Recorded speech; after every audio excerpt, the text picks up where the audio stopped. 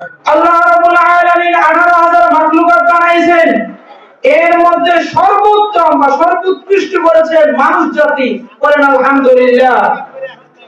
আল্লাহ রাব্বুল আলামিন এ ব্যাপারে আবার বলেন, মিন নুতফাতিন খালাকাহু ফাকাদ্দারা, অর্থাৎ তোমাকে আমি সৃষ্টি করেছি, ফাকাদ্দারা সুম্মা সাবিলা ইয়াসসারা সুম্মা আমাতাহু ফাআকবারা, আমি মানুষকে সৃষ্টি করেছি, তাকে সুবিন্যস্ত করেছি, এবং সে যখন মরে যায় তখন তাকে আবার কবরস্থের পর্যন্ত ব্যবস্থা করেছে। বলেন সুবহানাল্লাহ।